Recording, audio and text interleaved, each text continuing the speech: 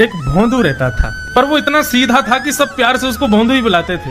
गायों की सेवा करता था और जिस आश्रम में रहता था वहां के गुरुदेव शाम को प्रवचन करते थे तो सबसे पीछे बैठ के सुनता था। भोंदू को लगता था गुरुजी जो बोल रहे हैं ये बिल्कुल सत्य है, इसमें कोई झूठ नहीं है। एक दिन गुरुजी प्रवचन करते हुए बोले, यमुना के पल्ली पार भांडीर वन में ठाकुर जी गैया चराने आए। भांडीर वन का नाम सुनते भोंदू कान खड़े हो गए।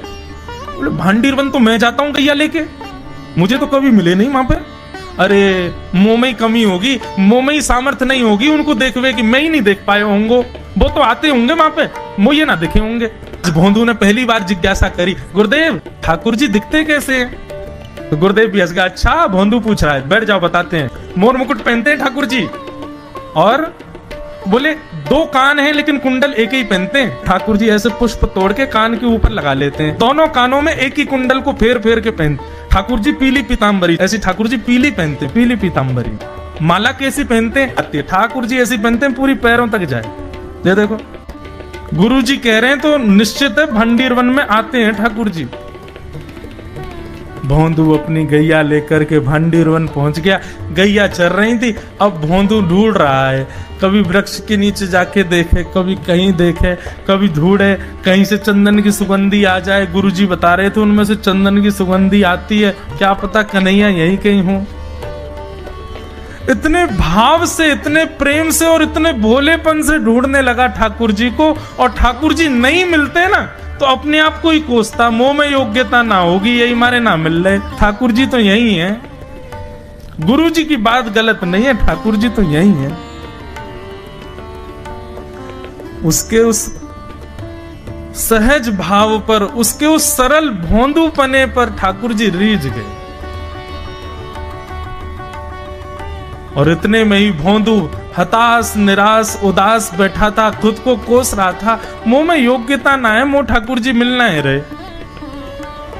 इतने में ही देखा सामने से असंख्य गायों का झुंड आ रहा है, और भोंदू ने जैसी उन गायों को देखा, ऐसी गाय कभी देखी नहीं, अलग गाय, सींग चमक रहे हैं, सींगों के ऊपर के भाग में सोने चांदी मड़े हुए हैं, ऐसी ऐसी सुंदर सुंदर तंदुरुस्त गैया।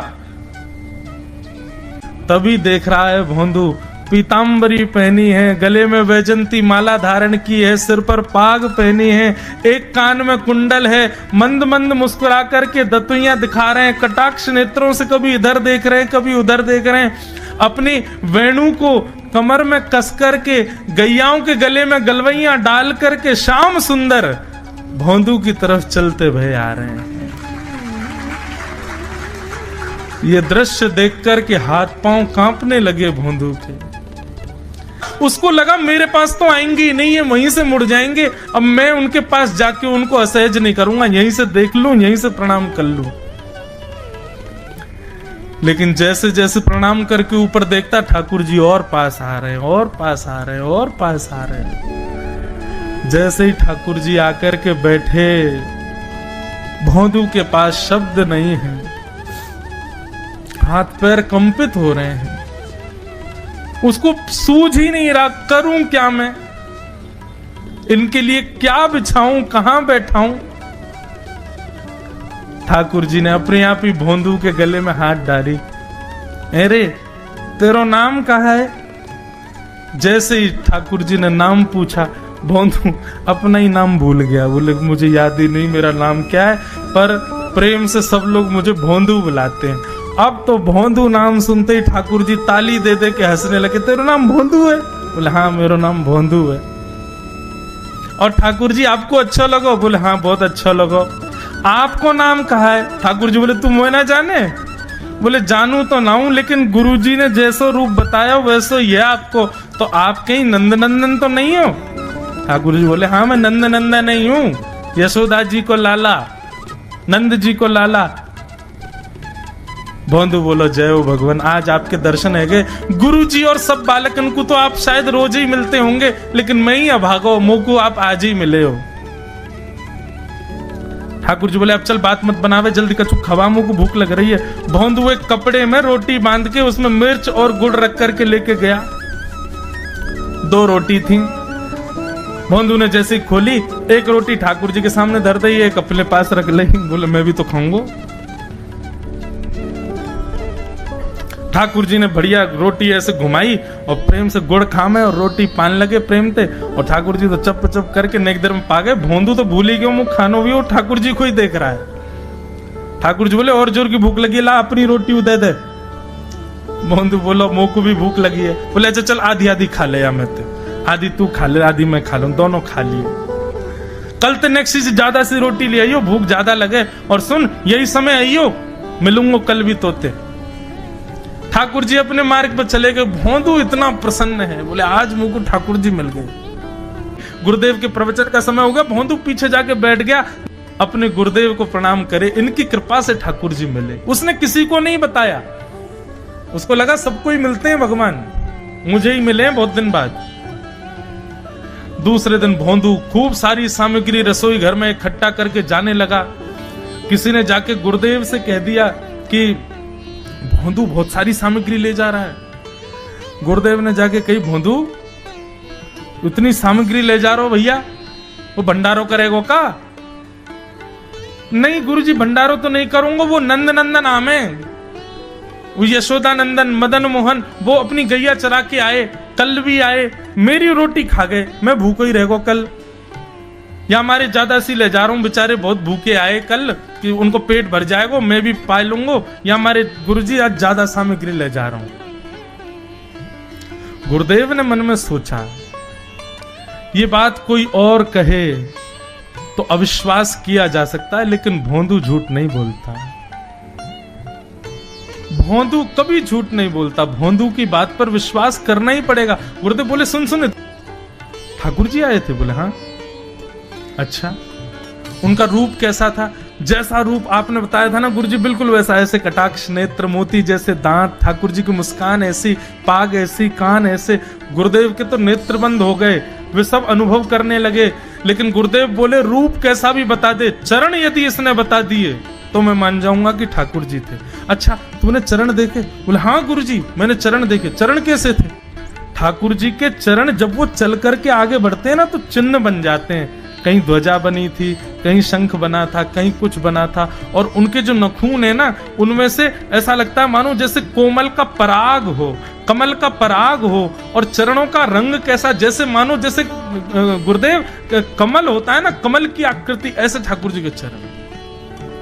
जब चरण का यथावत वर्णन भोंदू ने कर दिया, गुरुदेव समझ गए, बोले निश्चित ठाकुर जी आते। नहीं तो भोंदू कहां जाने, इतनी बुद्धि नहीं है उस पे कि वो इतना सब कुछ ढूंढ धाड़ के मुझे बताए। भोंदू एक काम करेगा? बोले हाँ। ठाकुर जी आएंगे तो तेरे सखा बन गए? बोले हाँ। तो उनको लेकर के आश्रम आ जा, यहां पे आ जा। भोंदू बोला कि इतने योग्य बालक हैं, लेकिन ठाकुर जी ने किसी से नहीं कही, मुझसे कही है। अगर मैंने ये काम नहीं किया तो मेरा जीवन व्यर्थ है। भोंदू को लगा ठाकुर जी सबसे ही मिलते हैं, गुरुजी किसी से भी कह के बुलवा लेते, मुझको काम दिया। भोंदू ने तो उसको अपने हृदय में ले लिया, अब ये काम मुझे करना है। बोले गुरुजी मैं वचन दे के जा रहा हूं, ठाकुर जी को मैं लेके आऊंगा। जा बेटा। भोंदू वन में चला गया। अब तो उसको मिलने की भी एक्साइटमेंट नहीं है और कोई उसके मन में भाव ही नहीं है, उसको ये है बस ठाकुर जी को मैं ले जाऊं। जाकर के बैठा, ठाकुर जी अपनी गैया चराते भये, ठाकुर जी आए, रूप देख करके फिर से भावुक हो गया भोंदू। ठाकुर जी आकर के बैठ गए, बोले चल जल्दी निकाल रोटी, भूख लगी है मुंह को। भोंदू सजाता जा रहा है थाली, ठाकुर जी को देता जा रहा है। बोले जय जय, एक प्रार्थना करूं? बोले करो। आप मेरे संग मेरे सखाओ ना आप? बोले हाँ तेरो सखाऊं, तो मेरी बात मानोगे? बोले कहा, आप मेरे संग आश्रम चलो गुरु जी के पास। ठाकुर जी रोटी पाते जा रहे, ठाकुर जी ने अनसुनी कर दी बात। बोले जय जय कछु कहो ना, आप चलोगे ना? ठाकुर जी बोले हम तेरे सखा हैं, तेरे गुरु जी के सखा नहीं है। तू मोते मिल, तू मेरे संग खा, तू मेरे संग रहे, तू कछु कर, तो कुछ सब अधिकार है, लेकिन ये हम गुरु जी ते मिल बातें मिल ये सब हम नहीं करेंगे। हम बस तेरे सखाएं तो ये जाने और कोई ये ना जाने।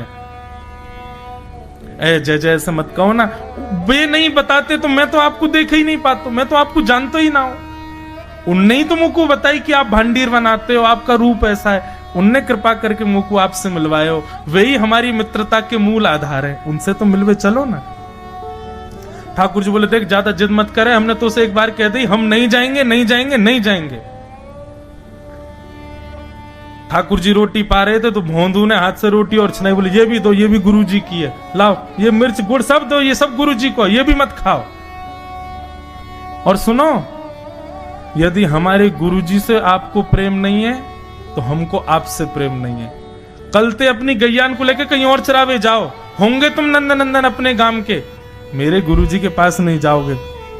और सुनो, ये मुंह में जो रोटी रखी जाओ को उगल ले आओ, ये भी गुरु जी की रसोई में बनी है, हमारे गुरु जी से नहीं मिलेंगे। ठाकुर जी बोले अरे भोंदू ने रुक तो, नहीं नहीं नहीं अब तो मैं सुनूंगा ही नहीं, आपने ऐसे कैसे कह दी नहीं जाएंगे, 3 बार नहीं जाएंगे नहीं जाएंगे। और ये भांडीरवन मेरो है, मैं यहाँ गैया चरावे आऊं, कल से अगर तुम और तुम्हारी गैया दिख गई मुंह को तो तुम्हारी गैयान को लेके मैं चलो जाऊंगा आश्रम, फिर तुम्हारी मैया बाबा तुमको मारेंगे। ठाकुर जी बोले अरे भोंदू इतना नाराज?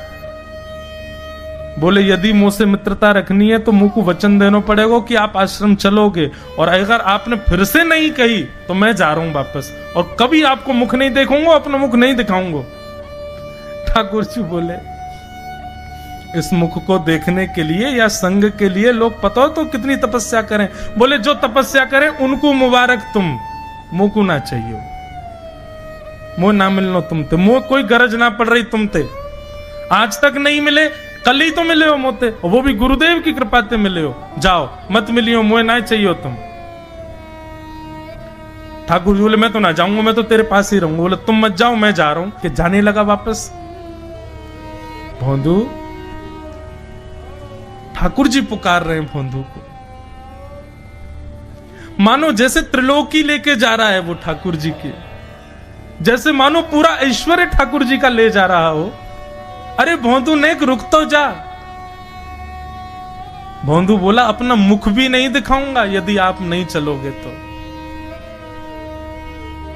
भोंदू थोड़ी दूर गया, ठाकुर जी को लगी वापस आ जाएगा, थोड़ी और दूर गया, लगा अब आ जाएगा, लेकिन जब भोंदू दिखना बंद हो गया हमारे ठाकुर जी विचलित हो गए, दौड़े भोंदू की तरफ। ठाकुर जी दौड़ करके गए और जाकर के भोंदू के पित्ती पे चढ़ गए। बोले ले चल अपने गुरुदेव के पास, चलूंगा तू जहां कहेगो, लेकिन तो दूर नहीं जान दूंगा। और भोंदू ठाकुर जी को ऐसे ऊपर चढ़ा करके आश्रम जा रहा है। गुरुदेव आकर के खड़े हो गए और मन में बस विचार कर रहे थे, हाथ पांव कांप रहे थे। बोले ठाकुर जी आएंगे कि नहीं। इतने में ही भोंदू आया और तभी देखा भोंदू की पिद्दी पर ठाकुर जी टंगे भय आ रहे हैं। आज गुरुदेव ने जाकर के पहले भोंदू को प्रणाम किया, बोले जय हो, धन्य है। इतनी तपस्या की, इतना भजन किया, घर परिवार त्याग दिया, वैराग्य त्याग सब हमारे जीवन में, तब भी ठाकुर जी नहीं मिले। लेकिन वारे भोंदू, तेरी सरलता, तेरी सहजता, तेरा ये निर्मल भाव कि ठाकुर जी तेरे अधीन होके यहाँ आश्रम तक चले आए। गोवर्धन की एक सखी तो कथा में सुनकर के गई कि ठाकुर जी तो गोपीन के घर माखन चुरावे जामे। कथा सुनकर के वाक्य मन में भाव आई, मैं हूं ऐसो मक्खन निकारूंगी, ठाकुर जी मेरे घर चोरी करवे आमे।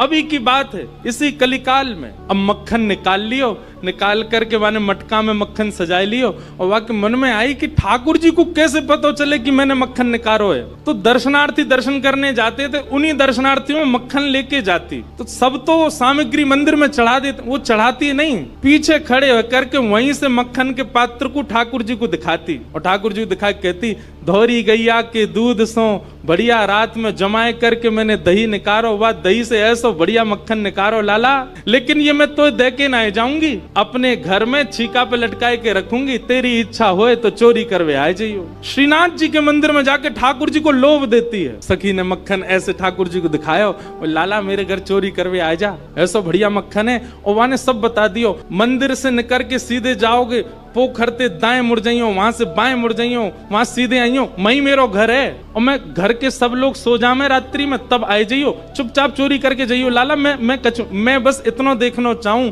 सुबह उठूं तो मेरो मेरे मटका को मक्खन खत्म है गयो, मैं वही से प्रसन्न रह जाऊंगी कि लाला आयो। मुझे इच्छा ना है कि मैं तेरो दर्शन करूं, मैं तो पकड़ूं, मेरो मन बस ये कि मैं जो सामग्री बनाऊं तुम पाके चले जाओ। एक दिन निकल गया, ठाकुर जी नहीं आए। रोज सुबह सखी उठती है और मटकी उतार करके देखती है मक्खन तो ज्यों को त्यों रखो है अभी भी। दूसरे दिन फिर नया मक्खन निकल, फिर गई ठाकुर जी को, लाला तू मान ना रहो मेरी बात, मैं तोकू दावे ते कह रही हूं, ऐसा मक्खन तेने पायो नहीं होगा, तो एक बार आ जा। दूसरे दिन भी ठाकुर जी नहीं आए। अब वो रोज नए नए मक्खन निकाल के लावे और पीछे से ठाकुर जी को दिखावे। तो श्रीनाथ जी मंदिर में खड़े हैं, ऐसे कटाक्ष नीचे नेत्र हैं, सामने कुंभनदास जी बैठकर के कीर्तन सुना रहे थे। ठाकुर जी के मुख में से लार टपकन लगी, यहाँ ते लार गिरन लगी, और वह लार को सामने बैठे भाई कुंभनदास जी ने देख लियो। कुंभनदास जी बोले जय जय जी, लार कैसे निकल रही है, का है गो, भूख लग रही है का? तो ठाकुर जी तो कुंभनदास जी से बात करते थे। ठाकुर जो एक कुंभना, एक सखी आवे रोज और पीछे खड़ी खड़ी मही ते मक्खन दिखावे मुझे और मुझको रोज लोभ दे के जाए, तुम चोरी करवे आ जाओ, तुम चोरी कर। अब मुझे तो यूं भय लगे जो कलिकाल है, जो कलयुग है, कलयुग में मैं यदि सचल है गयो तो सब पकड़ लेंगे मुझको। अब मैं बाकी यहाँ कैसे जाऊं, मेरे खावे को बड़ो मन कर रहा है। कुंभनदास जी के नेत्र सचल हो गए, बोले जय हो नाथ, आपके रसोई घर भंडार में कोई कमी है? अरे इतनो मक्खन, इतनो दही, इतनो दूध, इतनी गौशाला, इतनी गैयान को दूध रोज आपके मंदिर में आवे, वही सखी कोई क्यों चाहिए? बोले अरे तो तू नहीं समझेगो, वो बड़े प्रेम ते आवे और सब तो चढ़ा जामे, यहाँ पे इतने लोग लाते हैं सामग्री, सबका भूख लगता है, कोई जरूरी थोड़ी। पर वाके मन में ये भावना है कि तुम मेरे घर आओ, दर्शन भले ही मत दो, पाके चले जाओ, मुझको ये लगे कि हाँ तुमने पा लियो। कुंभनदास जी बोले जय जय, तो बताओ कहा करनो है, चलें चोरी करवे? कुंभनदास जी बोले जे द्वापर ना है, कलयुग है, सोटा पड़ेंगे, तुम मुंह पड़ेंगे, मुंह कहा समाचार जागो, जय जय पिट गए हो? ठाकुर जी पिट गए? ठाकुर जी बोले ना पिटेंगे तो ना है हम, खैर इतनी तो हमारी अभ्यास है चोरी को, लेकिन अकेलो नहीं जाऊंगा, तू चले तो चले। कुंभनदास जी बोले मैं बड़ो बूढ़ो, मैं कैसे जाऊंगा? बोले कछु मत करियो, बस फुर्ती रखियो, फुर्ती, बाकी सब मैं संभाल लूंगा। ठाकुर जी ने कुंभनदास को इशारा कर दिया, बोले जैसे सब जाएं पीछे खिड़की पे आ जाइयो। सब चले गए। जैसे कपाट बंद हुए, कुंभनदास जी पीछे खिड़की पे खड़े हैं, प्रतीक्षा कर रहे हैं। इतने में कहा देखो खिड़की में से साक्षात श्रीनाथ जी सचल है करके निकर करके बाहर आ रहे हैं, और आए करके कुंभनदास जी के कंधा पे अपने दोनों पाम लटकाए लिए बैठ गए और ऐसे मूड पकड़ लियो सिर। बोले चल कुंभना। बोले जानो कहाँ को? बोले तू चल, मैं बता रहा हूँ ना, यहाँ से सीधे चल, आगे पोखर आएगा, माते दाएं मुड़ जाइयो, फिर माते बाएं मुड़ जाइयो, बाएं ते फिर सीधे जाइयो, सीधे तो फिर बाएं मुड़ जाइयो, मही है को घर। कुंभनदास जी बोले पूरी दुनिया आपका पथ जानती है, पर आप अपने प्रिय का पथ जानते हो नाथ। ये सौभाग्य है उस सखी का कि आप उसका पथ जानते हो, आप उसका मार्ग जानते हो। कुंभनदास जी ने दोनों पाम पकड़ रहे, छोटे से ठाकुर जी कंधा पे बैठे हैं और सब बता रहे हैं यहाँ तो यूं मुड़ जा, यहाँ तो यूं मुड़ जा, सीधा चल।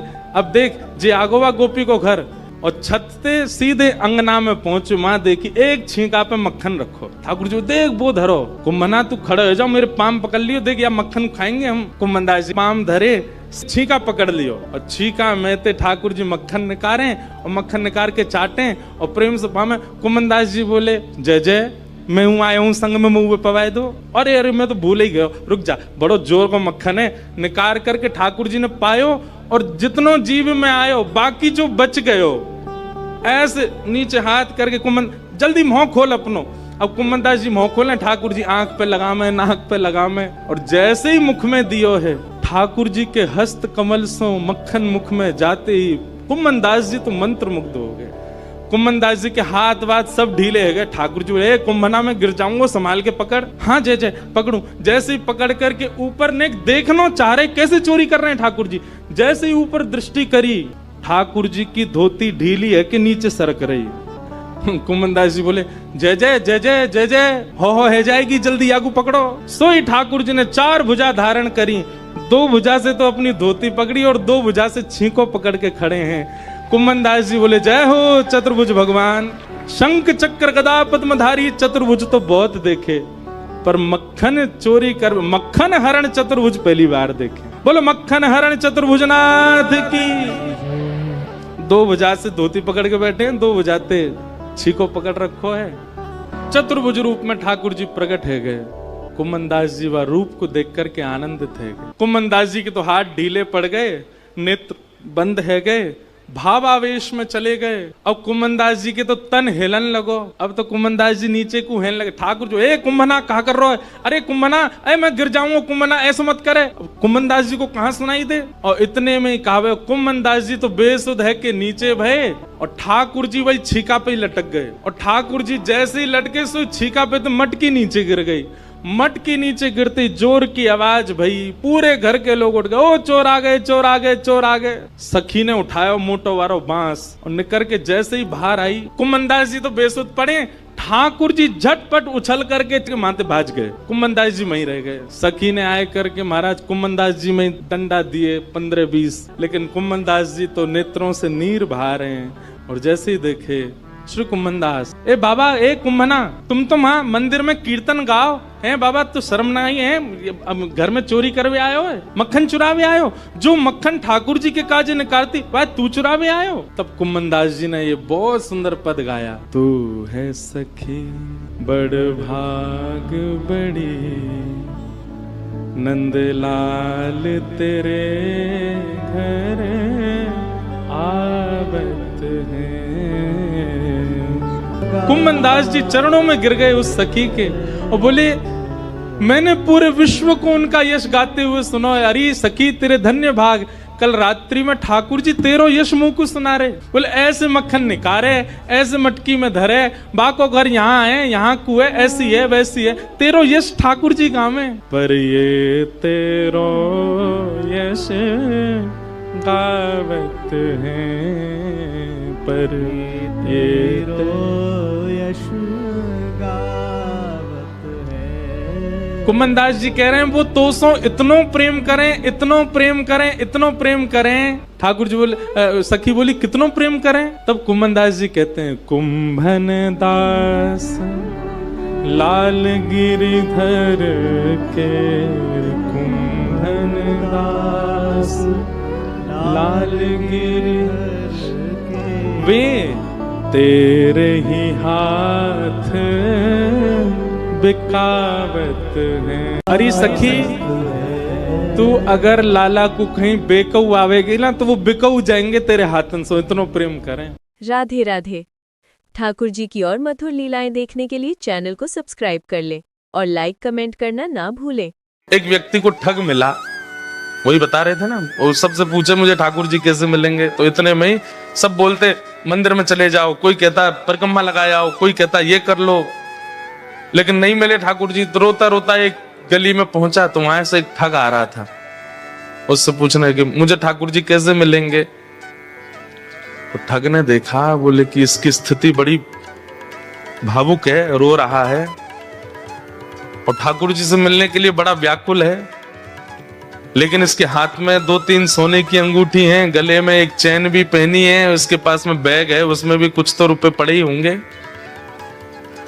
चलो इसको मिलवाते हैं ठाकुर जी से। बोले मेरे साथ चलो, मेरे पीछे पीछे चलो। और जैसे बोला पीछे, वो तो इतना उत्साहित हो गया, चलो चलो मिलवाओ ठाकुर जी से। जमुना जी ले गए। जमुना जी जाकर के बोले अब सारे वस्त्र उतार दो, अपने झोला रख दो नीचे। वस्त्र उतार दिए तुरंत। बोले कैसे मिलेंगे ठाकुर जी? बोले जितना पहना है सोना चांदी सब उतार दो। सब उतार दिया। बोले बस एक वस्त्र में रहो, जाओ कंठ भर जमुना जी में खड़े हो जाओ। तुरंत चला गया। अब उसको ठंडी कहां लगती है, उसको गर्मी। जिसको ठाकुर जी से मिलने की इच्छा हो उसको फिर बाह्य व्यवहार, फिर जिसको प्रेम हो गया हो ना, उसको ना भूख लगती है, ना प्यास लगती है, ना नींद लगती है, ना ठंड लगती है, ना गर्मी लगती है, कुछ नहीं लगता। प्रेम अद्भुत वस्तु है। हम आप सब लोगों को जो होता है वो आकर्षण है। हम आप सब लोगों को जो होता है वो संसारी केवल और केवल मोह है। बहुत 0.1% किसी जीव को प्रेम होता है। हमारा आपका प्रेम स्वच्छ नहीं है, लेकिन जिसको प्रेम हो जाता बाधित नहीं करती। अपने प्रियतम को अगर देखना है तो कितनी भी ठंड पड़ रही हो वो ठंड में जग जाएगा। अपने प्रियतम के लिए भूखा रहना है तो रह लेगा। चला गया, यमुना जी में खड़ा हो गया कंठ भर जल में और बोले नेत्र बंद कर लो। और नेत्र बंद करके श्री राधा पुकारते रहो, जब तक मैं कहूं नहीं तब तक आंख मत खोलना। जैसे ठाकुर जी सामने आएंगे मैं बोलूंगा कि आंख खोलो तभी खोलना। तुरंत आंख बंद करके खड़ा हो गया। ठंड पड़ रही थी, कंठ भर जमुना जल में खड़ा है। श्री राधा श्री राधा श्री राधा श्री राधा। ठग ने सारे कपड़े उठाए, झोला उठाया, अंगूठी सब उसकी ली, भाग गया। वो बेचारा खड़ा है जमुना जी में। श्री राधा। इतने में नुकुंज में विराजमान श्री किशोरी जी ठाकुर जी के पास गई। बोले श्याम सुंदर, देखो तो एक वैष्णव कितनी ठंड में जमुना जल में खड़ा होकर के मुझे पुकार रहा है। श्री राधा। ठाकुर जी बोले तो क्या इसको दर्शन देना है? ठाकुर जी बोले इसने कोई ऐसा पुण्य तो किया नहीं है, ऐसे कोई इसके भजन साधन तो है नहीं इसको दर्शन। बोले कि आप वो करिए जो हम कह रही हैं, बस इसको दर्शन दे के आओ। देखो कितना बेचारा परेशान हो रहा है। ठाकुर जी बोले ठीक है जाता हूं। इतने में ठाकुर जी प्रकट हो गए और त्रिभंग ललित स्वरूप धारण करके जैसे ठाकुर जी प्रकट हुए, वंशी नाद करने लगे। वेणु की ध्वनि जैसी उसके कानों में पड़ी तो वो जोर से बोला श्री राधा श्री। अरे भैया ये वंशी कौन बजा रहा है? श्री राधा श्री राधा श्री राधा। ये चंदन की सुगंधी कहां से आ रही है? श्री राधा श्री राधा। ये अद्भुत तेज जैसा मेरे मुंह पे क्यों पड़ रहा है? अरे भैया ये कौन है सामने? ठाकुर जी बोले जिसको तुम ध्यान कर रहे हो, जिससे तुम मिलना चाहते हो। अरे सब जगह जा के कहते हो श्याम सुंदर से मिला, तो हम तुम्हारे सामने खड़े, चलो नेत्र खोलो। वो बोला आपके बगल में मेरे गुरु जी खड़े, उनसे बुलवाओ, वो अगर बोलेंगे नेत्र खोलो तो ही खोलूंगा।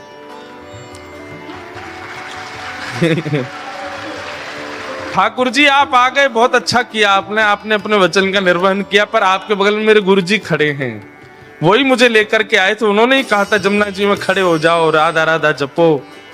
गुरु जी कहाँ गए मेरे? बोले कि यहाँ कोई गुरु नहीं है। अरे मेरे गुरु जी वहीं होंगे, वही मुझे गली में मिले थे, वही मुझे लेकर के आए थे।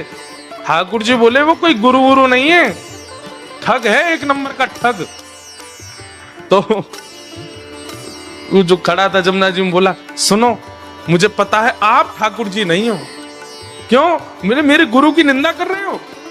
चले जाओ यहां से, आप ठाकुर जी नहीं हो सकते। जिन गुरु जी ने आपसे मिलवाया या आपको मेरे सामने भेजा भी, उन्हीं गुरु की निंदा कर रहे हो, मुझे आपको नहीं देखना। ठाकुर जी बोले बड़ा पागल है, हमको क्या जम जा सर्दी में। ठाकुर जी वापस आ गए। श्री जी बोली दिया है दर्शन?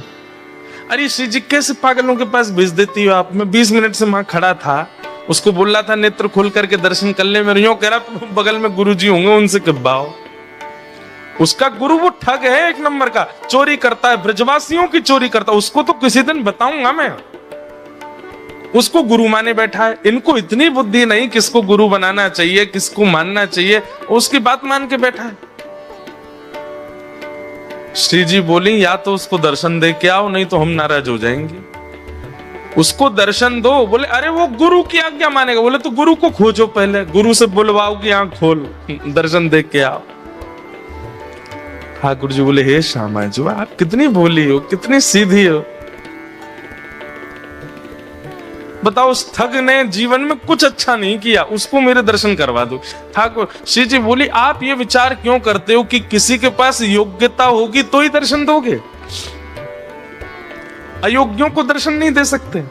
श्री राधा रानी बोली जाओ पहले उस ठग को खोजो और उसको लेकर के जमुना जी पर जाओ, बातें किब्बाओ कि लाला आंख खोल, और ये जब आंख खोले तो यहाँ दर्शन दे के फिर आओ। ठाकुर जी बोले जा रहा हूं। ठाकुर जी गए। अब ठग को खोज रहे हैं वृंदावन में कहां है। इतने में वो कहीं मिल गया तो ठाकुर जी जैसे ही पहुंचे आंख पे हाथ, अरे भैया इतनी जोर से रोशनी आ रही है, कौन आयो? इतने में श्री राधा रमन लाल प्रकट हो गए उसके सामने। ठग बोलो आप? बोले मैं नंदन नंदन ब्रजोर चंदन। अरे आप मुझको प्रत्यक्ष दर्शन दे रहे, मैं छू के देख लूं? बोले तेरी पात्रता तो ना, लेकिन छू ले। तो छू के देखे, चरण पकड़े, अरे वाह जय हो, बलैया लेवे ठाकुर जी की खूब रोवे। बोले जय जय एक बात कहूं? बोले कहा। आज तक मैं यूं ही सोचो करता हूं कि मैंने जीवन में इतने गलत काम किए हैं, इतने गलत काम किए हैं, इतने गलत काम किए कि कभी गंगा जमुना भी मुंह को स्वीकार नहीं करेंगी। लेकिन आज मेरे मन में आई कि मैंने वो अच्छे काम तो किए जो आप मुंह को मिल रहे हो। ठाकुर जी बोले दारी के तने कछु अच्छो कियो ना है, वो तो श्री जी की तो पे कृपा है गई है।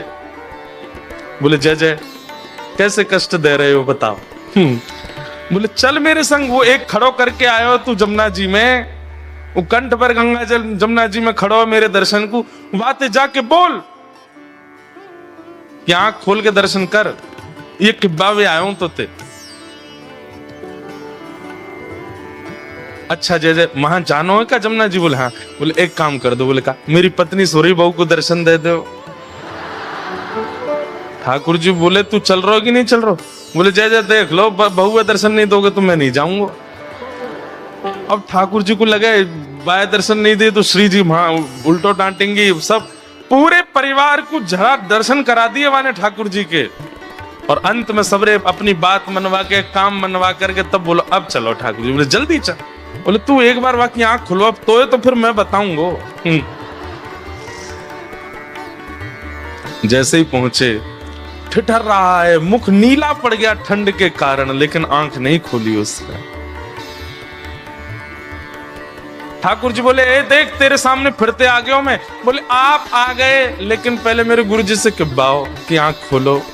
बोले चल इसको बोल, आंख खोलने के लिए बोल। अरे भैया तेरे सामने साक्षात जगत नियंता जगदाधार साक्षात ठाकुर जी खड़े हैं, तू जल्दी नेत्र खोल के दर्शन कर ले।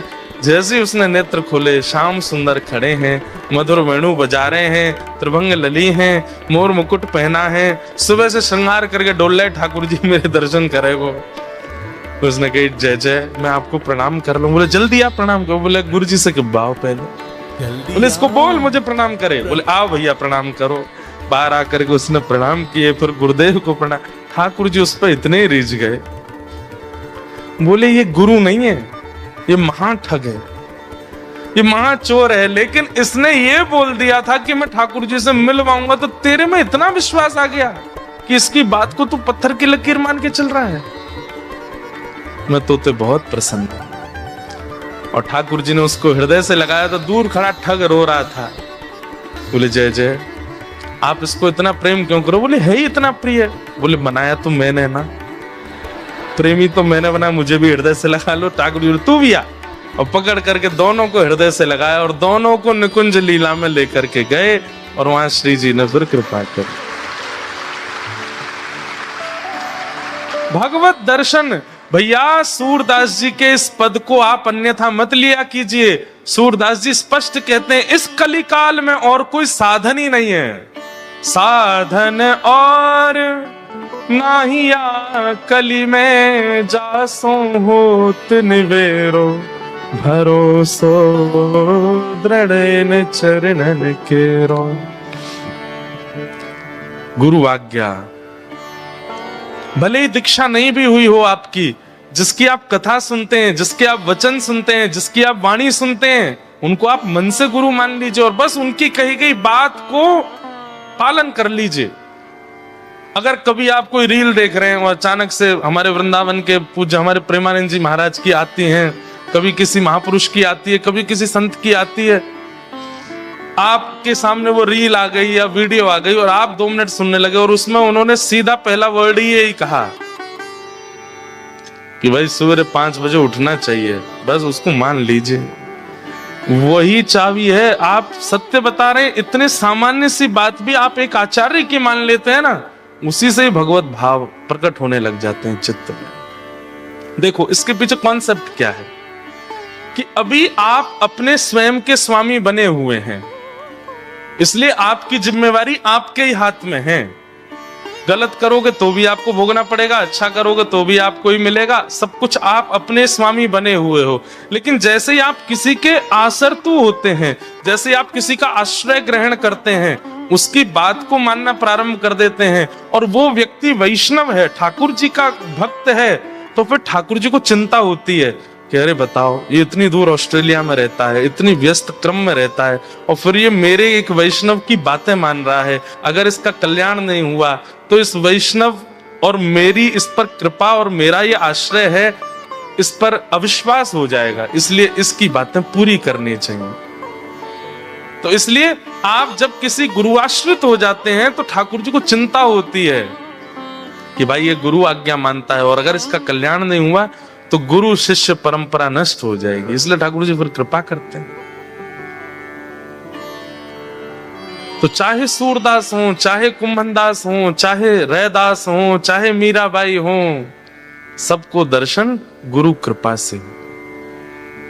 कुछ वैष्णव ब्रज यात्रा करने के लिए आए, 84 कोस की यात्रा, और उस समय की बात है जब गाड़ी साधन नहीं थे, महीनों लगे पहले तो वृंदावन आने में, और फिर वृंदावन से 84 कोस यात्रा करी। तो 84 कोस यात्रा करने के बाद गोपाल जी का मंदिर था वृंदावन में, गोविंद देव जी के पास। वहां रात्रि सब लोग आकर के अपनी यात्रा विश्राम किए। अब कल सबको वापस उड़ीसा निकलना था, तो रात में सब एक दूसरे को गले मिल रहे थे, सब एक दूसरे को धन्यवाद कह रहे थे, बढ़िया यात्रा हमारी पूरी हो गई। उस यात्रा में एक वयोवृद्ध थे, उन वयोवृद्ध की एक युवा लड़के ने बड़ी सेवा करी थी। तो वो वयोवृद्ध इतने प्रसन्न होकर उस बालक को हृदय से लगा, तेने मेरी बड़ी सेवा करी, तू चल मेरे साथ वापस, मेरी नातनी तेरे बराबर की है, उसी से तेरा ब्याह कराऊंगा मैं, बड़ी सुंदर है, उससे तेरा ब्याह होगा, और तू चल वापस, तेरे को उपहार में मैं अपनी नातनी से ब्याह कराऊंगा।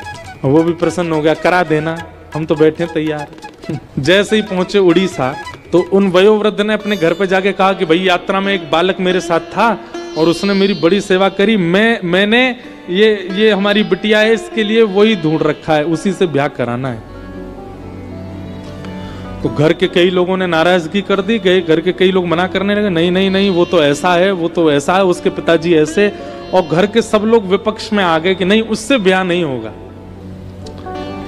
अब वो बालक दूसरे दिन आ गया, बोला आपने कहा था ब्याह का कुछ, मैं अपने परिवार को लेके आया हूं, आप बात कर लीजिए, ब्याह कर लीजिए। अब वो वयोवृद्ध जो थे बेचारे, अब वो क्या करें, उन्होंने कहा कि तू पागल है क्या, मैंने ऐसा थोड़ी कहा था, अपने मन से कुछ भी बना रहा है, ये सब बातें फिजूल की कर रहा, मैंने कोई ब्याह की बात नहीं करी इससे। बालक बोला आप मेरा ब्याह मत करिए, मुझे मंजूर है, पर झूठ मत बोलिए, आप पहले स्वीकार कीजिए कि आपने कहा था, उसके बाद भले ही ब्याह मत कीजिएगा मेरा। लेकिन वो वयोवृद्ध माने भी नहीं, नहीं नहीं मैं स्वीकार नहीं करूंगा, मैंने कहा ही नहीं कि मैं ब्याह करूंगा। महाराज पंच जुड़ गए, पूरा गांव इकट्ठा हो गया, और वो बालक कहे कि इन्होंने कहा था, वो वृद्ध कहे कि नहीं मैंने कहा ही नहीं, अपने मन से बोल रहा है।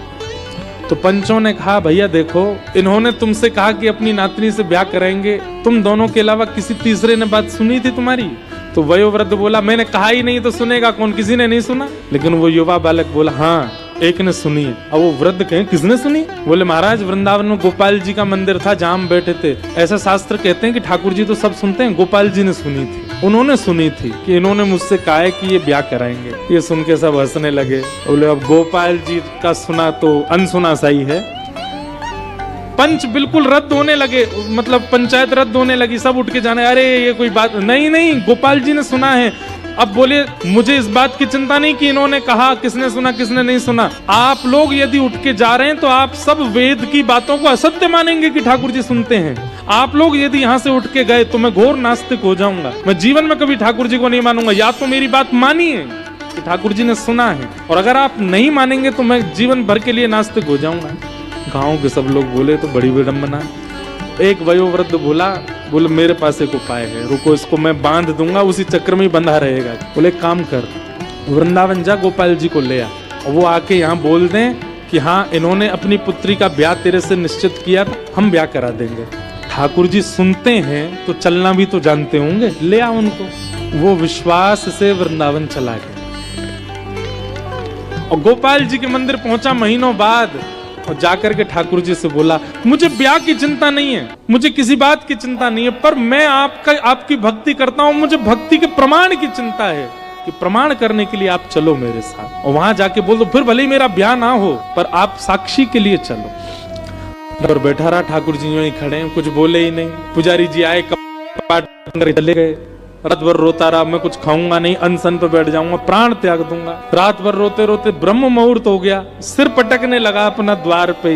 इतने में ही भीतर कपाट के अंदर से ठाकुर जी बोले ए पागल, ये कलयुग है, और कलयुग में मैं स्थिर मूर्ति बन गया। मूर्ति कोई चलती है क्या? बाहर से वो वैष्णव बोला मूर्ति बोलती भी तो नहीं है, आप बोल क्यों रहे हो? बोल रहे हो तो इसका मतलब चलना भी जानते हो। इतने में ठाकुर जी स्वयं प्रकट हो गए। प्रकट होके अपने आप कपाट खोल के उसके सामने आके ठाड़े हो गए। वाह रे जिद्दी, तेरी बात मान गए हम। बोले तुझे ब्याह की इतनी जल्दी? हम वृंदावन में किसी से ब्याह करा देते हैं तेरा। बोले नहीं, मुझे ब्याह नहीं करना है, मुझे उससे भी ब्याह नहीं करना, पर आपकी भक्ति पर प्रश्न उठाए, इसके लिए चलो मेरे साथ। ठाकुर जी ने कैसी बात करता, मैं कैसे चला जाऊं इतनी दूर? बोले आप परमात्मा हो, आपके लिए दूरी क्या है? यहां से वैकुंठ इतना दूर है, यहां से सूर्य इतना दूर है, यहां से चंद्रमा, आप तो सब जगह चले जाते हो। उड़ीसा आपके लिए क्या, एक पांव फलांगों से पहुंच जाओगे। चलो। ठाकुर जी बोले देखो हम ऐसे नहीं चलेंगे। 8 बार भोग लगता है वृंदावन में हमारा, सुबह से रात्रि तक, और रास्ता में भी 8 बार भोग की व्यवस्था करो तो हम चले। बोला मैं कर दूंगा व्यवस्था, पूरी अपनी संपत्ति लुटा दूंगा, लेकिन आप लो। भगवान पीछे पलट के मत देखना। भोग पाने के बाद जब हम चला करेंगे तो हम पीछे चला करेंगे, तुम आगे आगे चलना। बोले क्यों? बोले हम मधुर मधुर मुस्कान, मधुर मधुर ढंग से चलते हैं, कहीं हमारी किसी छवि पर तुम मोहित होकर प्राण त्याग दिए तो? हमारी छवि तो प्राण हरण कर लेती है, अब हमारी किसी छवि पर तुम्हारे प्राण चले गए तो वन में अकेला रह जाऊंगा मैं, इसलिए तुम पीछे मत देखो। उसने कहा कि मुझे कैसे पता चलेगा कि आप चल रहे हो? ठाकुर जी बोले हम नूपुर पहन के चलेंगे, नूपुरों की आवाज आएगी तुमको। ठीक है। महाराज पूरे वृंदावन से खूब सामग्री खरीदी उसने, और ठाकुर जी को लेकर के रात्रि में ही निकल पड़े। ठाकुर जी नूपुर बजाते हुए टेढ़ी मेढ़ी सी चाल लटक झटक करके चल रहे हैं। चलते सीधे नहीं है, टेढ़े मेढ़े ही चलते हैं।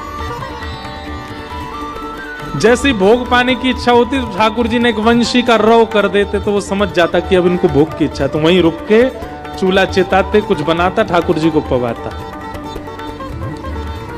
जैसे ही उड़ीसा आया, समुद्र के तट पर पहुंचे, चलते चलते ठाकुर जी के नूपुरों की आवाज आनी बंद हो गई। रेत, समुद्र की रेत प्रवेश कर गई नूपुरों में, और जैसे ही नूपुरों की आवाज आनी बंद हुई तो उसने पीछे मुड़ करके देखा तो ठाकुर जी कोई मधुर आसन बना करके खड़े थे, कोई मधुर अपने त्रिभंगी स्वरूप बना करके खड़े थे।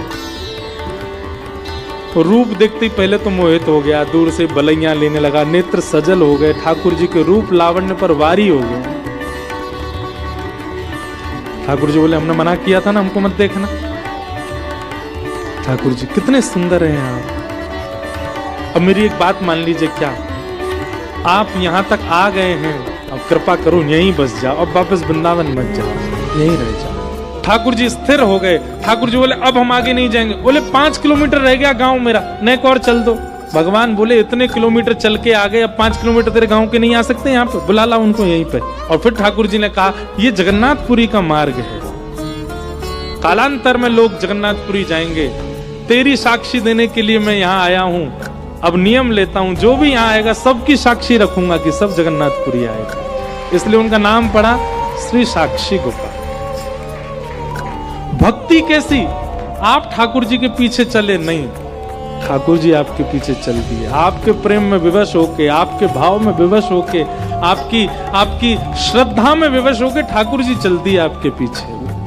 और फिर भगवान ने साक्षी दी और गांव के लोगों ने उसका ब्याह करा दिया। ठाकुर जी ने ब्याह की भी साक्षी करी। ऐसे श्री गोपाल जी।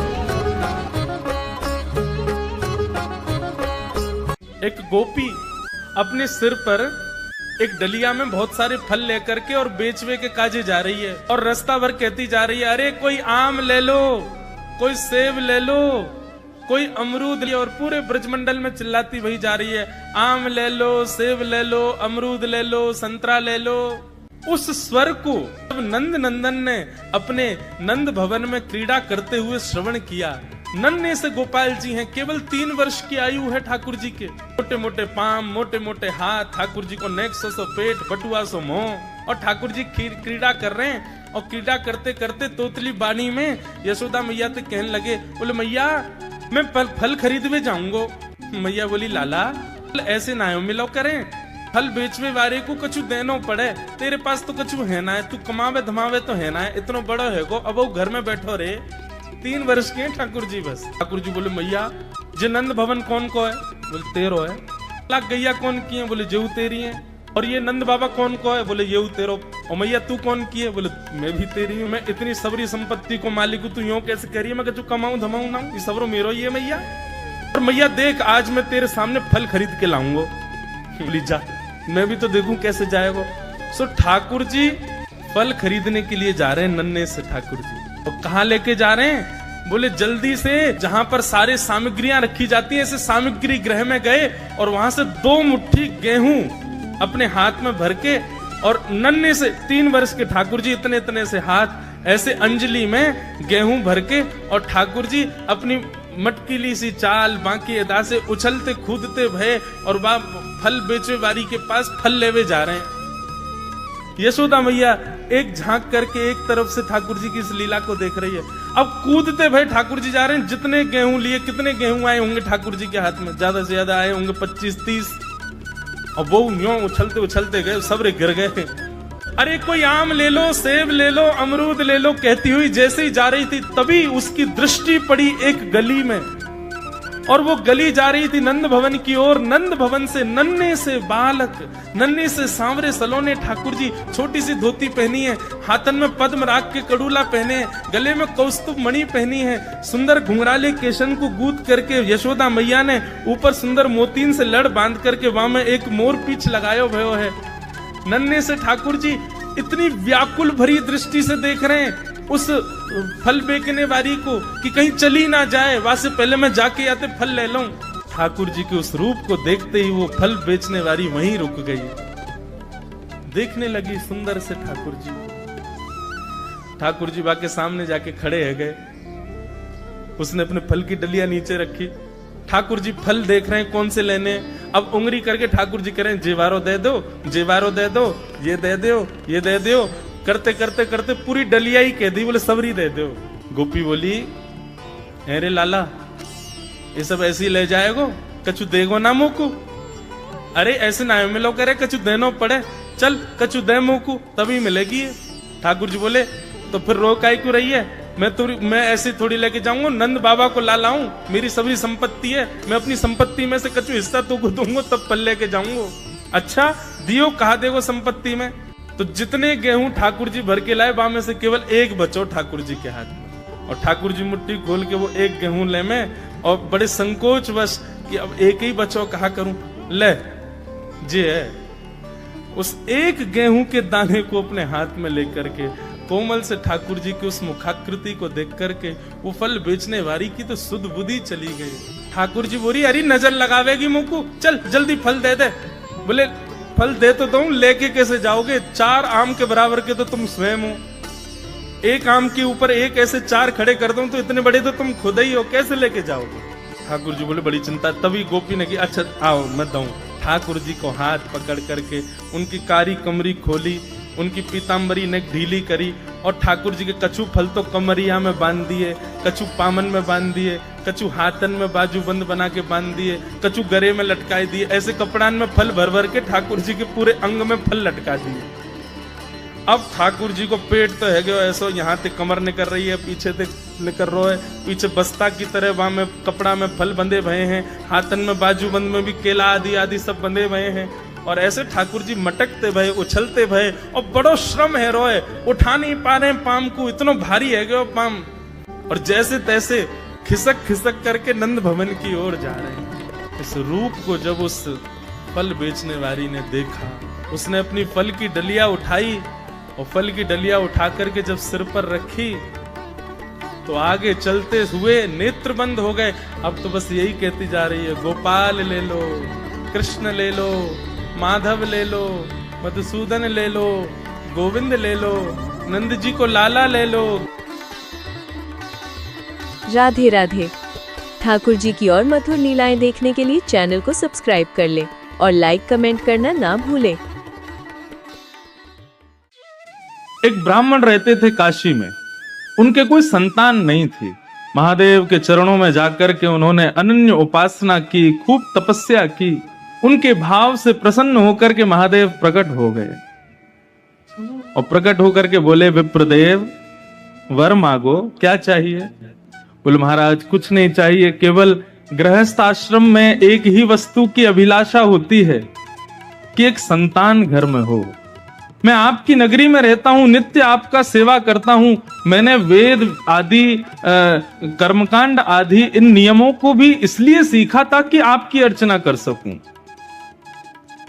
इनसे मेरा कोई और प्रलोभन नहीं है, लेकिन मेरा अभी एक प्रलोभन है कि मुझे एक संतान चाहिए और वो मुझे केवल आप प्रदान कर सकते हैं। इसलिए मैं घनघोर तपस्या कर रहा हूं कि महादेव प्रसन्न हो तो मुझे दे सकते हैं। भगवान शिव विश्वेश्वर यहीं गंगा के तट पर काशी में ब्राह्मण देवता से बोले, कैसा पुत्र चाहते हो? महादेव ने ब्राह्मण से कहा, कैसा बालक चाहिए तुमको? कुपुत्र चाहिए कि सुपुत्र चाहिए? ब्राह्मण ने कहा, दोनों की डेफिनेशन बताओ, कुपुत्र किसे कहते हैं, सुपुत्र किसे कहते हैं? बोले, कुपुत्र जो बहुत दुख दे और सुपुत्र जो बहुत सुख दे। ब्राह्मण देवता बोला, फिर तो सुपुत्र ही चाहिए हमको, दुख देने वाला बालक क्यों मांगेंगे? महादेव विश्वेश्वर कहने लगे, लेकिन एक नियम लागू होगा। क्या? कुपुत्र मांगोगे तो उसकी आयु बड़ी लंबी होगी, लेकिन सुपुत्र मांगोगे तो बहुत जल्दी मर जाएगा, 5 साल की आयु रहेगी बस उसकी। बोला, ये तो आप गेम खेल गए मेरे साथ, संतान भी दे रहे हो और ऊपर से अपने नियम भी लगा रहे हो, और उसमें भी ऐसा नियम लगाया है कि मैं कहां जाऊं। अगर पुत्र मांगू लंबी आयु वाला तो वो दुख देगा, तो ऐसे ऐसे पुत्र का फायदा क्या? और सुपुत्र मांगू तो फिर 5 साल के लिए ही मिलेगा। ये तो महादेव आपने मेरे को फंसा दिया, उलझा दिया मेरी बातों में। महादेव बोले, समय नहीं है, अन्नपूर्णा बुला रही हैं, जल्दी करो। तो बोले, प्रभु लंबे दुख से अच्छा तो क्षण भर का सुख है, तो आप कृपा करो सुपुत्र बालक दो। मैं ठीक है 5 साल ही सही, उस सुख तो पाऊंगा। विश्वेश्वर ने आशीर्वाद दिया और इसी काशी की नगरी में उस विप्र देवता के यहां एक तेजस्वी ओजस्वी, बिल्कुल भगवान शिव कैसे हैं, ब्राह्मण देवता के बालक हुए। अब ज्यों ज्यों बालक बड़ा होता जावे, ब्राह्मण की चिंता बढ़ती जावे। बालक इतना सुंदर, शिव जैसा। शिव कैसे हैं? बोले, जैसे चांदी का कोई पहाड़ हो ऐसे चमकते हैं महादेव। यदि कभी प्रकट हो जाए तो ऐसे दिखेंगे, बिल्कुल शिव जैसा वो बालक। उसकी क्रियाएं, उसकी मुस्कान, उसकी अलकावली, उसका मुखमंडल, सबको देख करके सुख लगता है। पिता नित्य चिंता करते हैं कि ऐसे बालक का क्या फायदा, 5 साल बाद तो चले जाना है। नित्य उसको गंगा स्नान कराते, नित्य विश्वनाथ का दर्शन कराते, नित्य काशी के संतों को प्रणाम करवाते, काशी के विद्वानों के सन्मुख ले जाकर के बैठ। उस बालक की ऐसी स्थिति हो गई, वो सबको प्रणाम करता था। एक बार जब उसकी आयु 4 वर्ष की हो गई, 1 साल की आयु रह गई, तो उस बालक को लेकर के उसके बोले, महाराज महादेव ने मुझे ये दिया है, लेकिन इसकी आयु केवल 5 साल की है और ये 4 साल का हो गया, मैं इसके बिना रह नहीं पाऊंगा। आप कैसे भी इसको जीवित रखो, इसकी आयु बढ़ाओ, आप संतों में ताकत है, आप चाहो तो महादेव को कह सकते हो मेरा भाव। बोले, यदि तुम चाहते हो ये बालक जीवित रहे तो इस पर संतों की इतनी कृपा हो जाए, इतनी कृपा हो जाए कि उस कृपा को महादेव चाहते हुए भी कभी नष्ट ना कर पाए। एक दिन आया और उस गली में महादेव के प्रथम 7 शिष्य सप्त ऋषि पधारे। सप्त ऋषि कौन हैं? भगवान शिव के पहले 7 शिष्य हैं, सप्त ऋषि पधारे। जैसे ही सप्त ऋषियों को उस बालक ने प्रणाम किया, सप्त ऋषियों ने आशीर्वाद दिया, चिरंजीवी भव। सप्त ऋषि हैं, महादेव के शिष्य हैं। ब्रह्म वाक्यम जनार्दनम, ब्राह्मण की वाणी जनार्दन की वाणी होती है। और मैंने ऐसा सुना है कि ब्राह्मण की वाणी को भगवान भी नहीं काट सकते। अब मेरे बालक की जिम्मेवारी आपकी है, 5 साल का ये हो जाए, इसका यदि बाल बाका हुआ तो पूरे नगर में ढिंडोरा पीटूंगा कि ब्राह्मणों की ऋषियों की बात मत मानना, ये झूठ बोलते हैं। सप्त ऋषि बोले, इस गली में लेके कौन आया था हमको? ब्राह्मण ने अपने बालक का हाथ ऋषियों के हाथ में दिया, बोले अब इसकी रक्षा आप करो, जब 6 साल का हो जाएगा तब लूंगा वापस। साल में एक वर्ष चिंता में नहीं रह सकता, अब आप इसको संभालो। सप्त ऋषि उस बालक को लेकर के बैठ गए, बोले क्या करें। तब ऋषियों ने विचार किया, बोले सृष्टि के रचयिता ब्रह्मा हैं, ब्रह्मा के पास चलो, वही कुछ कर सकते हैं। ब्रह्मा के पास उस बालक को लेकर के गए और जाकर के उस बालक ने प्रणाम किया। और प्रणाम में तो वो इतना निपुण था, लेट करके बिल्कुल दंडवत, डंडे की तरह सीधा होकर के बिल्कुल प्रणाम करता, फिर उठ करके फिर खड़ा होकर के फिर दोबारा प्रणाम करता, फिर उठ करके फिर खड़ा होकर फिर दोबारा प्रणाम। उसके प्रणाम को देख करके ब्रह्मा जी इतने मोहित हो गए, इतना छोटा सा बालक 4 वर्ष का क्या अद्भुत प्रणाम कर रहा है। ब्रह्मा जी ने उसको आशीर्वाद दिया, चिरंजीवी भव, चिरंजीवी भव, चिरंजीवी भव। सप्तऋषि बोले हमारी बला कटी अब इनकी जिम्मेवारी है। हंसने लगे सप्तऋषि। ब्रह्मा जी कहने लगे, बोले भैया हंस क्यों रहे हो। बोले काशी के एक ब्राह्मण का बालक है ये, और साक्षात देवादिदेव विश्वनाथ प्रभु ने ये बालक प्रदान किया है, और ये कह करके दिया है कि ये केवल 5 साल जिएगा। 4 साल का हो गया, इसका अंतिम वर्ष चल रहा है। हमने इसको चिरंजीवी भव का आशीर्वाद दिया, तो उसके पिता ने हमको ये बात बताई, हमने ला करके इस बालक को आपसे प्रणाम करा दिया। ब्रह्मा जी बोले तो तुमने अपनी बला मुझ पर डाल दी, अपनी चिंता मुझ पर डाल दी। बोले तो फिर क्या करते हम, हमसे चिंता सहन नहीं हो रही थी, अब आप ही इसकी रक्षा करो, और यदि आपकी वजह से इसकी रक्षा नहीं हुई तो हम तीनों लोगों में ढिंडोरा पीटेंगे कि ब्रह्मा के पास शक्ति नहीं है। ब्रह्मा झूठ बोलता है। ब्रह्मा जी बोले बड़े चतुर हो तुम लोग। बोले ये चतुराई इसके पिता से हमको मिली। ब्रह्मा जी बोले अब तो फिर एक ही उपाय है, स्वयं विश्वनाथ यदि चाहें तो ये बालक जी सकता है। और उस बालक को मैं लेकर के ब्रह्मा सीधे पहुंचे महादेव के पास। उस बालक ने जो दंडवत प्रणाम किया शिव को, बाकी सब तो बैठे बैठे उसका प्रणाम देखते थे, लेकिन महादेव तो उठ करके गए और बालक को हृदय से लगा दिया। बोले बालक चिरंजीवी भव, चिरंजीवी भव। जब महादेव ने आशीर्वाद दिया, ब्रह्मा के नेत्र सजल हो गए। परंतु ये कैसे संभव होगा, ये बालक आपने ही प्रदान किया है एक ब्राह्मण को, और इसकी आयु केवल 5 वर्ष की आपने बताई थी। महादेव को याद आया, बोले अरे ये तो वो प्रकांड विद्वान एक ब्राह्मण, उनका बालक है क्या। बोले हाँ, ये आपने ही तो दिया है, अब आप इसको चिरंजीवी कैसे बनाएंगे। बोले मेरी जिम्मेवारी है, तुम लोगों ने मुझे दी है, तो अब मैं देखता हूं कि यमराज इसका बाल बांका कैसे करता है, और वैसे भी ये मेरा ही है। महादेव ने अपना स्वरूप शिवलिंग उस बालक को प्रदान किया और कहा बेटा यहाँ काशी गंगा के तट पर बैठो, और नित्य प्रातः काल स्नान करके इस पर बिल्व पत्र चढ़ाना, राम राम मंत्र का जाप करना, और कभी कभी ओम नमः शिवाय का जाप करना। तुम्हारा कोई काम नहीं है, पूरे दिन केवल मेरे इस शिवलिंग पर तुम बिल्व पत्र चढ़ाते रहो। वो बालक नित्य विश्वनाथ की आज्ञा से उस शिवलिंग की पूजा करने लगा। 5 वर्ष जैसे ही पूर्ण हुए, 5 साल का वो बालक जैसे ही हुआ, यमराज प्रकट हो गए। अपनी तलवार से उस बालक के सर में प्रहार करने वाले थे, इतने में ही महादेव का त्रिशूल सामने आ, और आकर के महादेव ने कहा क्या कर रहे हो। बोले प्रभु इस बालक का जीवन आज पूर्ण होने वाला है, इसको लेने आया हूं। बोले आपको कैसे पता इसका 5 साल का जीवन है। बोले क्योंकि ये बालक आपने ही उस ब्राह्मण को दिया था, और 5 साल की आयु कह करके दिया था, तो मैं तो आपकी बात की रक्षा करने के लिए इस बालक को लेने आया हूं। 5 साल पूरे हो गए, अब इसके जाने का समय हो गया। महादेव बोले इस बालक को उस ब्राह्मण को किसने दिया। यमराज बोले आपने दिया। ये 5 वर्ष जिएगा, ये आज्ञा किसने की। बोले आपने करी। तो बोले तुम जानते हो शिव का दिन कितना बड़ा होता है। सतयुग त्रेता द्वापर कलयुग, सतयुग त्रेता द्वापर कलयुग, सतयुग त्रेता द्वापर कलयुग जब 71 बार बीत जाते हैं तब एक कल्प पूर्ण होता है। ऐसे अनंत कल्प पूर्ण होते हैं तब ब्रह्मा की एक रात्रि होती है।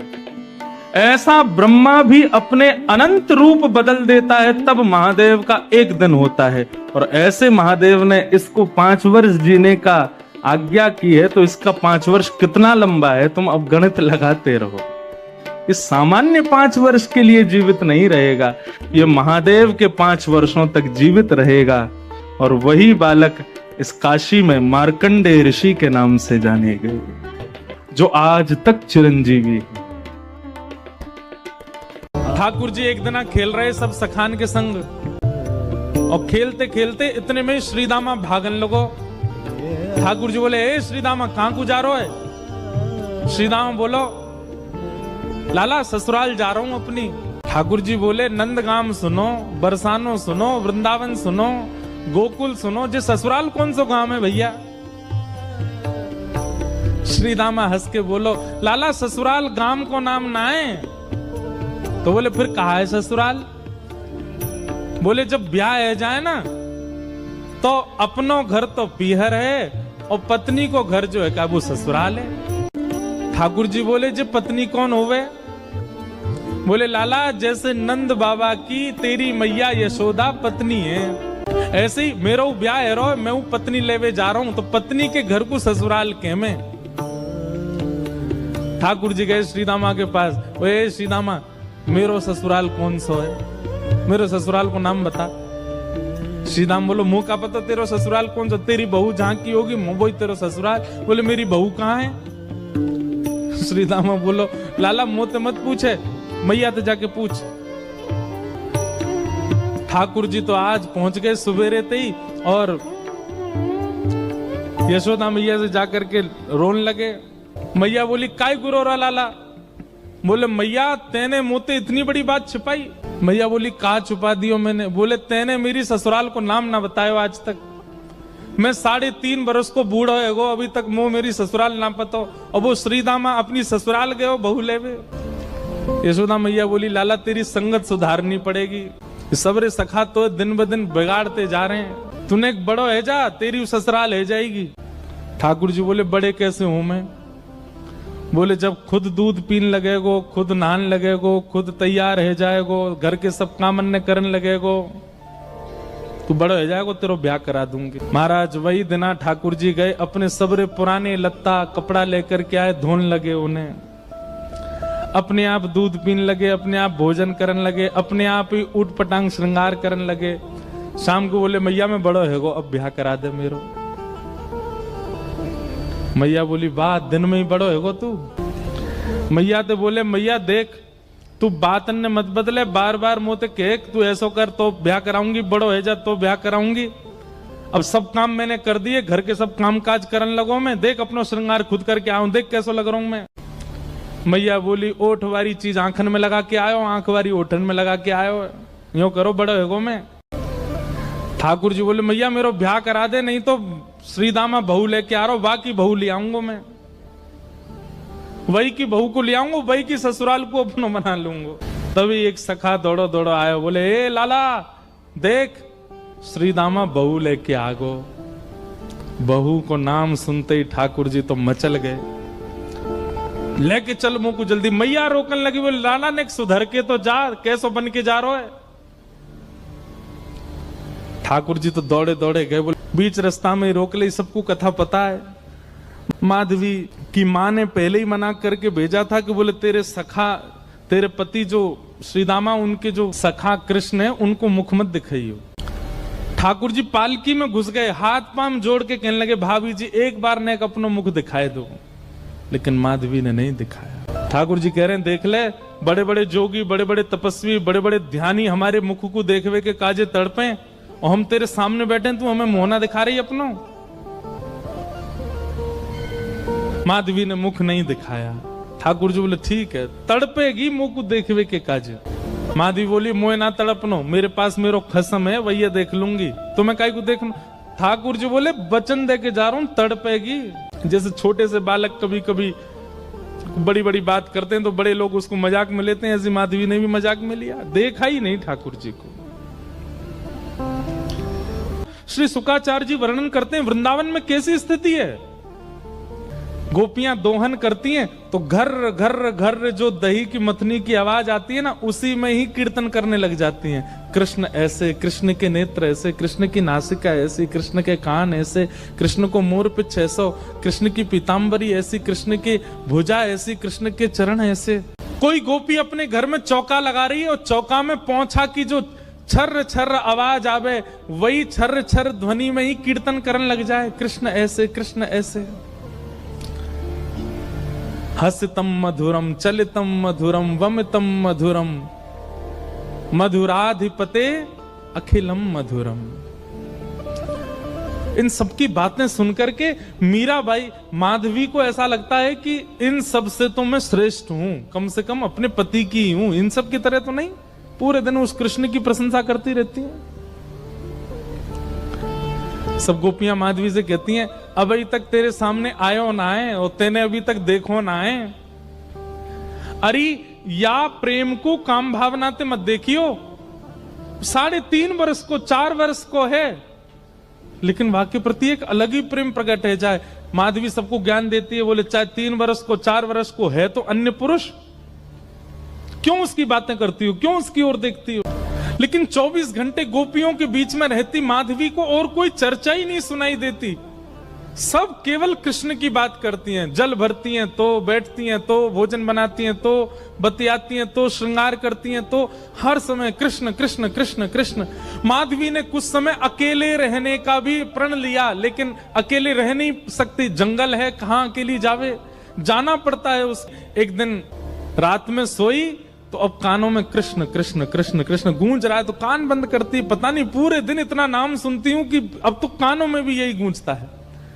कान बंद करके सोती है तो स्वप्न में कृष्ण ऐसे हैं। अब कृष्ण देखे नहीं है, लेकिन उसको श्याम वर्ण, पीली पीतांबरी, वंशी, मोर पिछ सब अनुभव होता है। उठ के बैठ जाती है, नेत्रों को मीटती है, क्या करूं मैं, नहीं चाहती है स्वप्न मुझे आवे। अब धीरे धीरे माधवी की स्थिति ऐसी होने लगी कि अब वो ना चाह करके भी कृष्णमयी ही हो गई है। रात्रि में सोती, अचानक उठ बैठती है, ऐसा लगता है मानो जैसे उसका हाथ पकड़ लिया हो। स्थिति ऐसी हो गई कि आधी रात और माधवी को ऐसा लगता है कि भोर हो गई, और तुरंत उठ करके जल्दी जल्दी वस्त्र धारण करती है, मटका उठाती है और दौड़ करके जाती है। अरे विलंब है गयो, इतनी देर है गई, मैं अभी तक उठी नहीं, जबकि है आधी रात। दिन रात सब परिवर्तित हो गया। पहुंच गई यमुना तट, और यमुना तट जाकर के देखा एक भी गोपी नहीं है, तो माधवी को लगा कि मैं विलंब से आई हूं, सब शायद जल भर के चली गई हैं। जल भर के रोज जाती है माधवी, लेकिन आज पता नहीं उस पात्र में इतना भार कहां से आ गया कि स्वयं ही नहीं उठा पा रही है। इधर उधर देखने लगी, याचना करने लगी, कोई तो आवे, कोई तो उठा दे, और तभी कोई नहीं है वहां। नंद नंदन श्याम सुंदर चलते हुए आ रहे हैं माधवी के पास। माधवी की मति घूम गई है, आधी रात ही आ गई, और तभी ठाकुर जी वहां पहुंच गए। पहले तो चाल देखी तो चाल पर मोहित हुई, फिर जब वक्ष देखा तो वक्ष पर, जब हाथ देखे तो हाथ की चलन पर मोहित हो गई, और मुख देखा तो भूल गई सुध बुध। ठाकुर जी आए और आकर के मंद मुस्काए के बोले, हेरी गोपी उचाए ना पा रही, चल ले मैंने एक हाथ लगा दूं, उचाले याकू। और एक तरफ से माधवी ने मटकी पकड़ी और दूसरी तरफ से ठाकुर जी आकर के नन्हे से गोपाल जी ने जैसे ही हाथ लगाया, मटकी उठने लगी। लेकिन मटकी पर नेक सहारा देते माधवी रख लेती, ऐसा नहीं। ठाकुर जी मटकी उछा के, जैसे जैसे मटकी उछ रही है वैसे वैसे ठाकुर जी लंबे होते जा रहे हैं, और बिल्कुल माधवी के नेत्रन के सामने आकर के खड़े है गए। कटाक्ष नेत्रों के सामने कोई गोपी टिक नहीं पाती, और माधवी को ठाकुर जी प्रत्यक्ष देख रहे हैं, सामने खड़े हैं कि। और वो एक क्षण के लिए जो रूप माधुरी का दर्शन हुआ, वो दर्शन देकर के ठाकुर जी खिलखिल करते हुए भाग गए वहां से। अब माधवी चाहती है कि पीछे भागे, लेकिन पैर स्तब्ध हो गए। माधवी चाहती है कि चिल्लाए कि रुक जाओ, पर बोल नहीं पा रही है।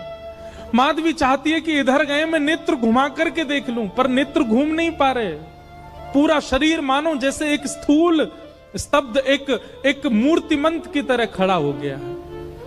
केवल नेत्रों से अश्रु गिर रहे हैं, कुछ नहीं कर पा रही, बेसुध है माधवी। वहीं खड़ी रही तब तक जब तक भोर में गोपियां जल भरने नहीं आ गईं।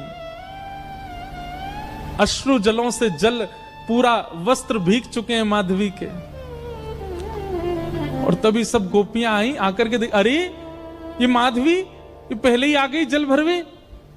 सब ने जाकर के हिलाया, स्पर्श के बाद भी माधवी हिल नहीं पा रही है, बस नेत्र लाल पड़े हैं, अपलक नेत्र हैं और नेत्रों से केवल अश्रु गिर रहे हैं। बोलना चाहती है, कहना चाहती है, चिल्लाना चाहती है, किसी को पकड़ना चाहती है, पर कुछ नहीं कर पा रही है। तभी गोपी गई और यमुना जल लेकर के जैसे ही माधवी के मुख पे छिड़को, माधवी तुरंत सचल जैसी हो गई और धड़ाम से मूर्छित होकर गिरी। गोपियां सब उसके चरण मसलने लगी, हाथ पकड़ने लगी, सिर सहलाने लगी। और जैसे ही होश में आई, होश में